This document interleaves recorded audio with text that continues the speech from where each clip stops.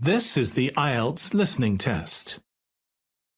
You will hear a number of different recordings, and you will have to answer questions on what you hear. There will be time for you to read the instructions and questions, and you will have a chance to check your work.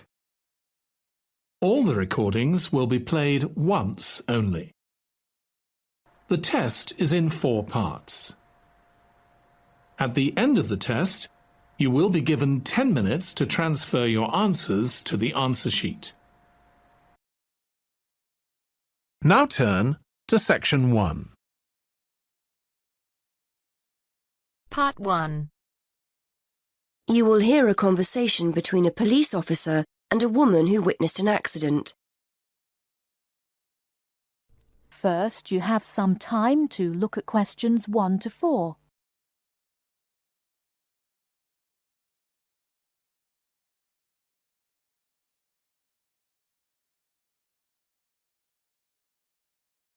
Now we shall begin. You should answer the questions as you listen, because you will not hear the recording a second time.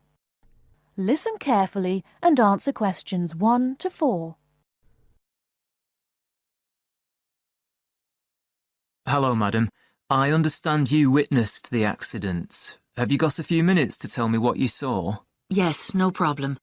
I don't have to be back at work for a while, so I'm pleased to help. Did you actually see what happened? Yes, I was standing over there, near the bus stop. I was on my way to get something for lunch and just happened to be looking at a shop across the road. That's when I saw the red car come out from the junction over there. You don't happen to know what time it occurred, do you? Well, I left work for my lunch break at 1, and it's only about 10 minutes walk away, the office, I mean. So it might have been about 10 past 1. Although I did pop into the shop for something, so it was probably closer to 1:15. So it pulled out of Monk's Road, that's the road over there, straight onto High Street. That's right, yes. Did you get a view of who was in the car? There were 3 of them. 2 in the front, the driver of course, someone in the passenger seat, and there was someone in the back. They were quite young. I doubt if they were much older than 20. Anyway, they came speeding out of the side road over there and hit that lady's bicycle. The driver didn't bother to stop to find out if she was okay. He just drove off along the main road towards the town centre. Is the woman okay? She should be fine. She banged her head when she came off the bike, so we've called for an ambulance. They always like to check you out in case you have concussion. But no, she seems fine. Before you hear the rest of the conversation, you have some time to look at questions 5 to 10.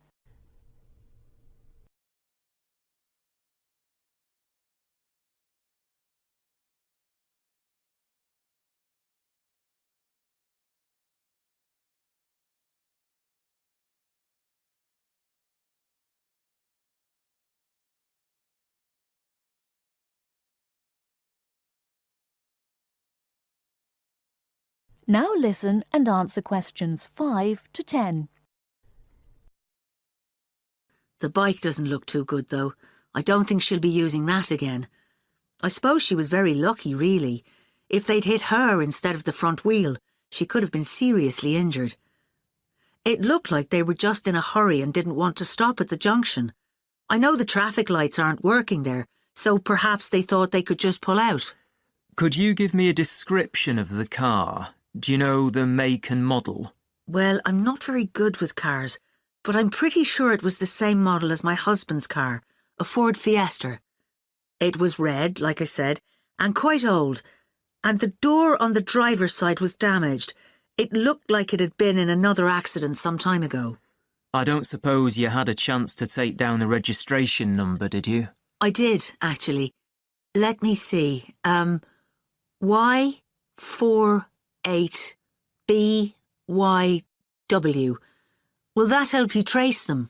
That's really helpful. It depends. It might be a stolen car, but at least we'll be able to trace the owner.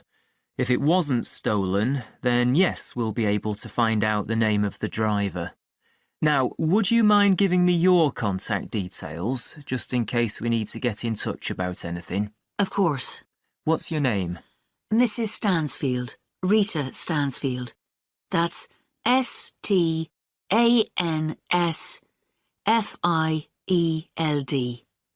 And your address, Mrs. Stansfield?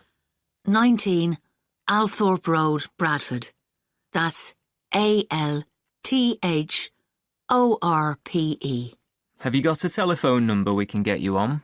Yes, it's 0232 566 788. And do you have a mobile number? Yes, 07834 889 772. That's great, Mrs. Stansfield. As I said, we may get in touch if we need any further information, but probably what you've told me is enough. Thanks for your time. No problem. I'm glad to have been of help. That is the end of part 1. You now have half a minute to check your answers.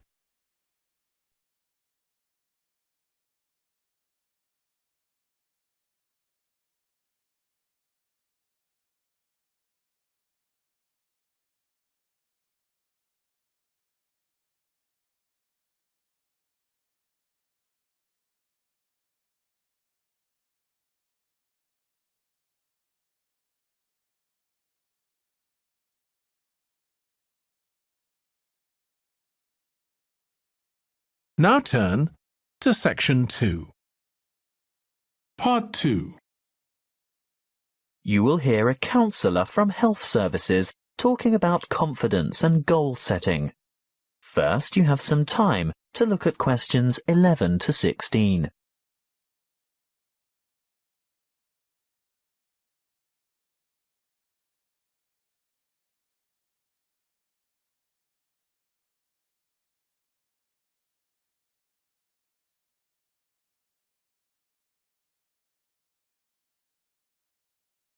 Listen carefully and answer questions 11 to 16. Hello, I'm Jo from Health Services, and I'm pleased to be here talking to you today. You've come here today to learn more about gaining confidence and setting goals. How many of you are truly positive thinkers? Positive thinking is the key to confidence. It doesn't matter whether you are playing a sports match, facing an interview, or preparing for an exam. If you apply positive thinking, you will gain confidence. This is the secret. Positive thought patterns. Positivity leads to confidence, which, in turn, will optimize your performance. What is the one simple mental strategy that all confident people have in common? They concentrate on success. But don't they ever fail? Don't they make mistakes? What happens when things go wrong? The crucial difference is that they don't dwell on failure. Everybody makes mistakes. How else do we learn? Rather than giving up or becoming depressed, the best strategy is to register the mistake, note what went wrong, and determine what would have been a better way to act or what could have been done differently in order to achieve a more successful outcome. Then move on. Yes, erase the negative emotions.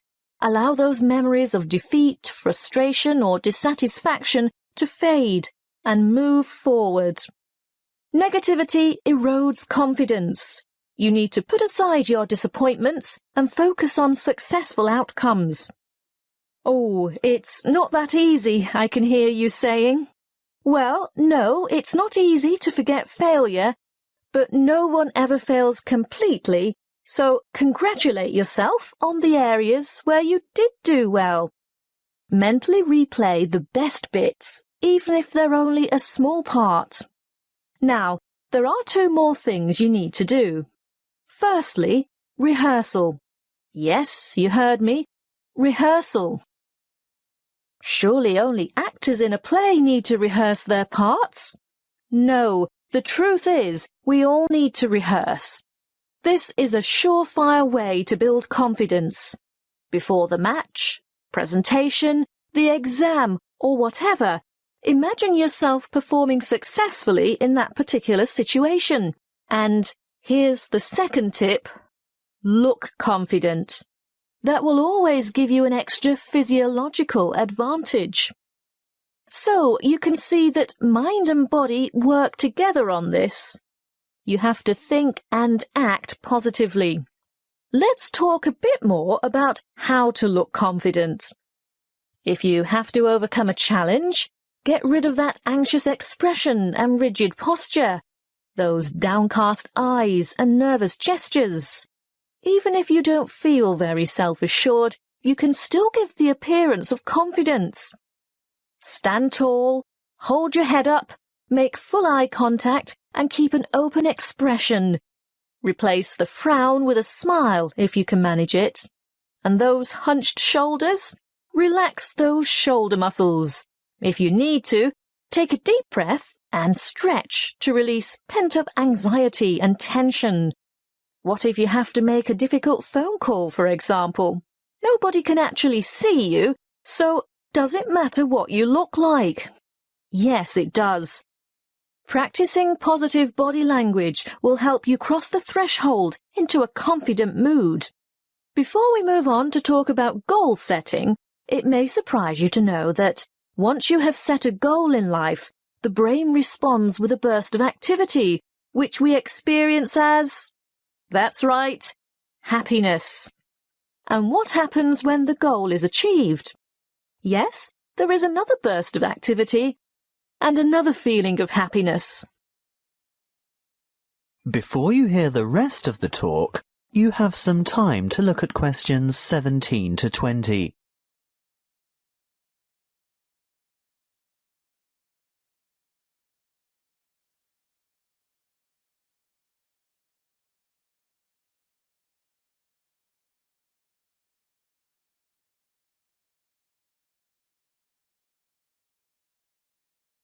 Now listen and answer questions 17 to 20.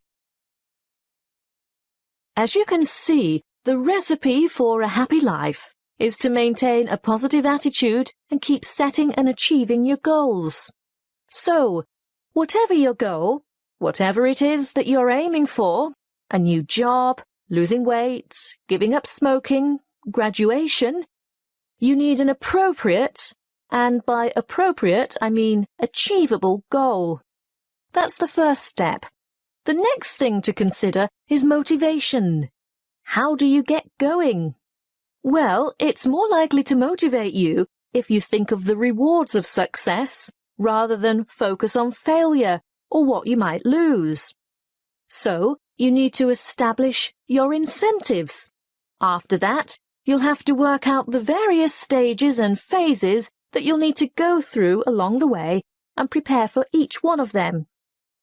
If you're not naturally motivated, keep the targets small and achievable. But it really is important to ensure you collect the resources to accomplish the various steps. If you have performed that particular task before, you may already have the resources, or at least know where to get them from. If not, ask someone who has already succeeded. When you have got this far, the next stage is obvious. Yes, you have to take the first step. That's not quite all there is to it, though. The final thing is to remember to keep track of what you've accomplished. In other words, be sure to maintain a progress log. That way you can look back at your previous small successes and watch your progress along the way to achieving your goal. That is the end of part 2. You now have 30 seconds to check your answers to part 2.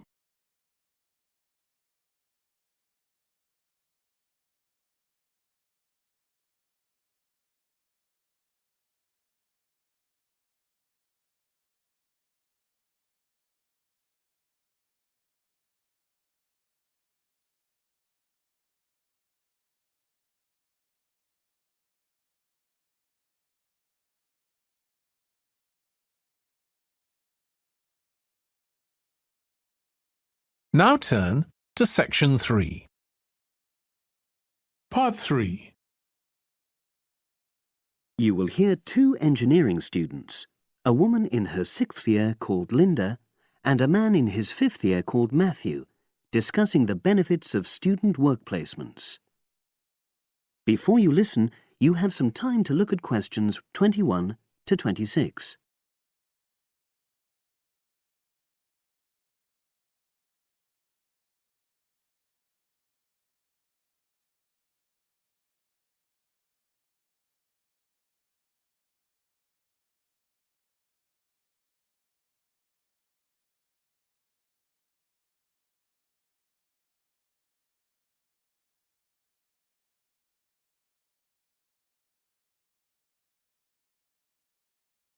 Now listen and answer questions 21 to 26.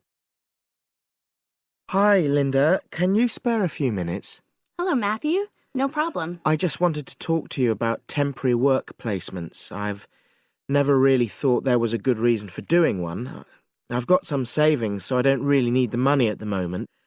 But I've had an email from the university about a vacancy that looks quite interesting. You did a placement last year, didn't you? I did, yes.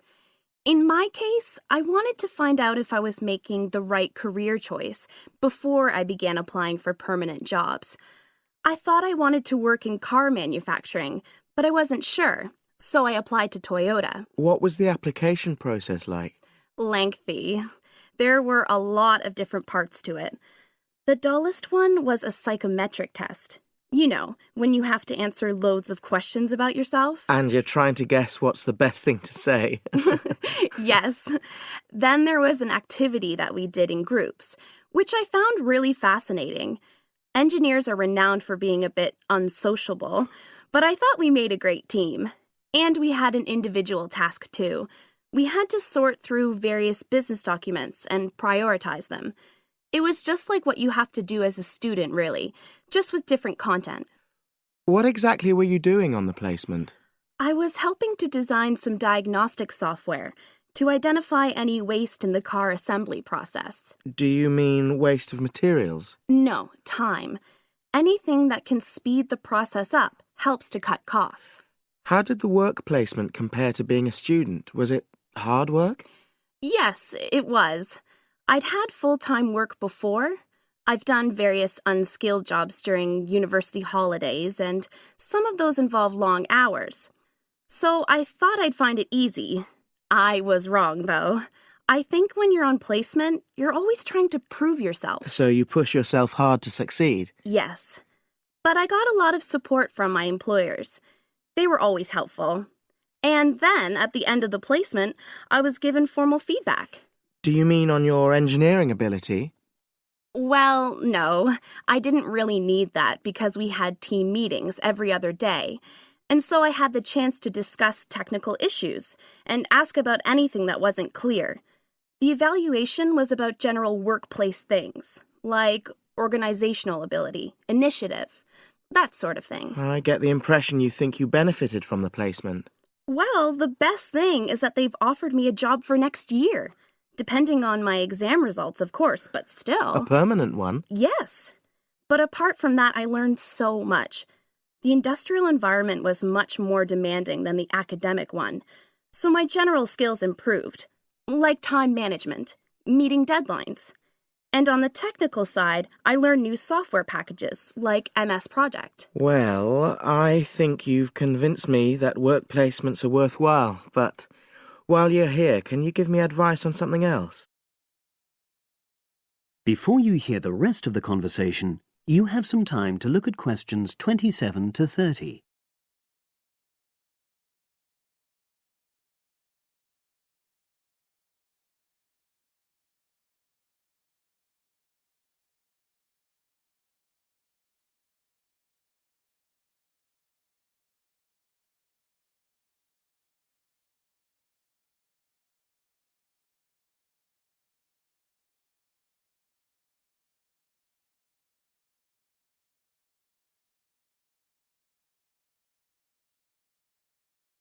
Now listen and answer questions 27 to 30.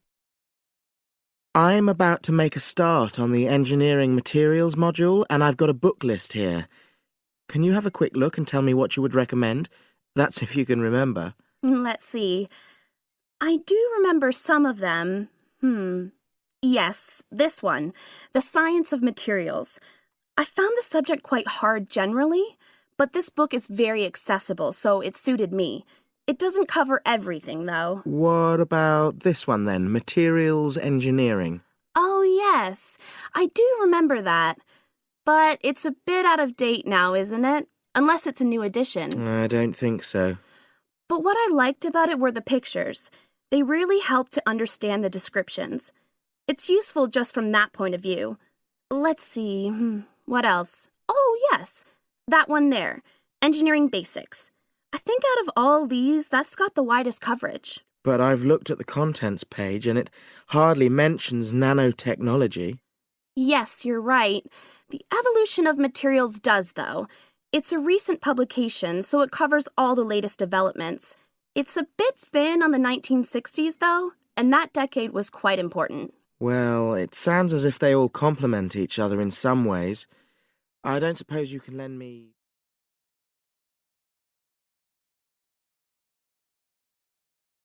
That is the end of part 3.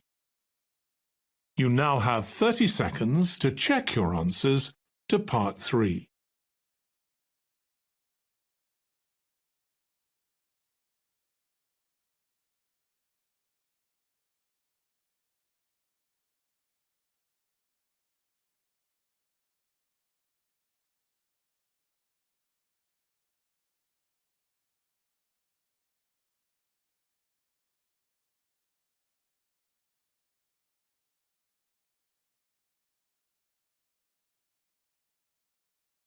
Now turn to section 4. Part 4. You are going to hear the first part of a lecture on American culture and American customs.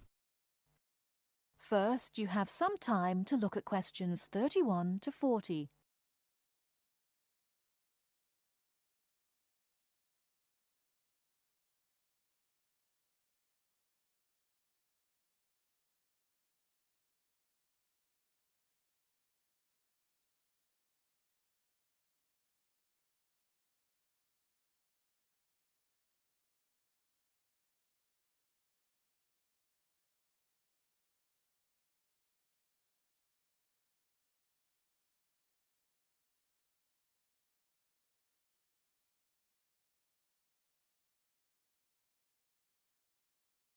Now listen carefully and answer questions 31 to 40.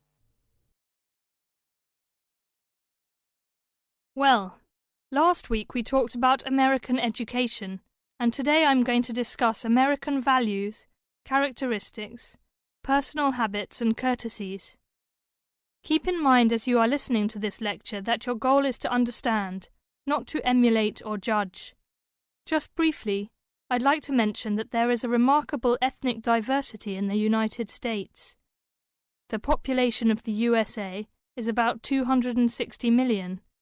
73% of the American population is white, 12% is African American, 8% Hispanic, 3% Asian or Pacific Islanders, and less than 1% American Indian or Eskimo. Many Americans resent generalizations being made about them because Americans see themselves as very unique and individualistic. On the other hand, Americans tend to lump foreigners together into one lot and condescendingly view foreigners as people who are not as intelligent or sensible as Americans. Despite Americans' dislike of generalizations and their ethnocentric point of view, it becomes evident that they are indeed American. Americans value individualism, independence, informality, directness, punctuality, achievement, and competition. Individualism is probably the most highly esteemed value in the American culture and an important key to understanding American behavior. In the historical development of the country, individuality was crucial for survival. If you asked Americans to characterize the ideal person, they would probably use adjectives such as autonomous, independent, and self-reliant. Persons tend to be viewed as individuals rather than as representatives of a family or a group. Here are some examples of how this value affects behaviours. 1. If a group of friends go to a restaurant, everyone wants to pay their own way. In other words, they want to have separate checks and not be someone's guest. 2. In friendships, which seem to initially develop more quickly in the US than in other cultures, the Americans may feel uncomfortable if you give them more help than they need. This is a tendency to draw back and see dependency as weakness. In some ways, the stress on the individual rather than the family or group has led to a more informal society. Sometimes this lack of formality is viewed by members of other cultures as a sign of lack of respect. But that is not the intention in the American value system. This informality is even more predominant on the university campus than in other segments of society. Some ways in which you might see this value expressed in behaviours are: 1. You will generally be on a first-name basis with other students, in spite of any age differences. 2. Dress is very informal on campus. 3. Language is informal and sometimes confusing. Phrases like "see you later" and "drop by any time" are not meant literally. They are informal ways of saying goodbye. Americans are direct. Honesty and frankness are more important to Americans than saving face. They may bring up impolite conversation topics which you may find embarrassing, too controversial or even offensive. Americans are quick to get to the point and do not spend much time on formal social amenities. This directness encourages Americans to talk over disagreements and to try to patch up misunderstandings themselves, rather than ask a third party to mediate disputes. It is particularly interesting to see what behaviours have culturally become associated with straightforwardness. 1. A firm handshake somehow has come to be interpreted as a sign of sincerity. 2. Looking at a person when you speak to him or her gives an indication of honesty. 3. In a question of honesty versus politeness, honesty wins. It is considered better to refuse graciously than to accept an invitation and not go. 4. You will be taken at your word. If you refuse food the first time it is offered, to be polite, it may not be offered again. An American will not know that your initial refusal is politeness. Great value is attached to time in the US. Punctuality is considered an important attribute. As with all values, there are different rules of acceptability in different cultures. In the US, you should be present for school or business appointments at the exact time agreed upon. In social appointments, you can arrive 10 to 15 minutes after the agreed upon time without giving offence.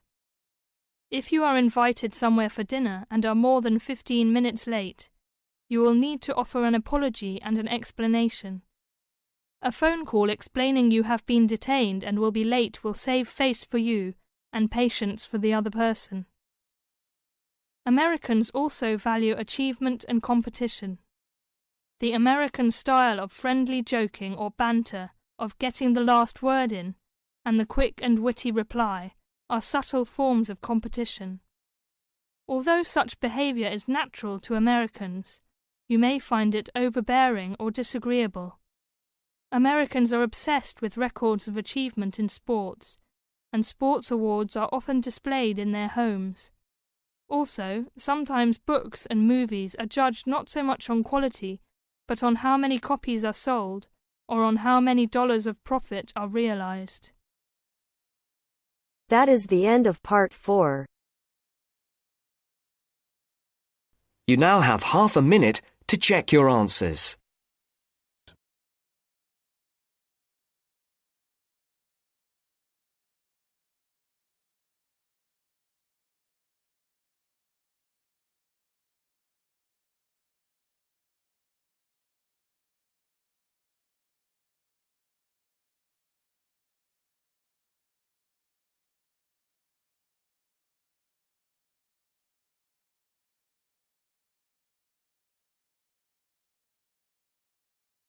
That is the end of the listening test. In the IELTS test, you would now have 10 minutes to transfer your answers to the answer sheet.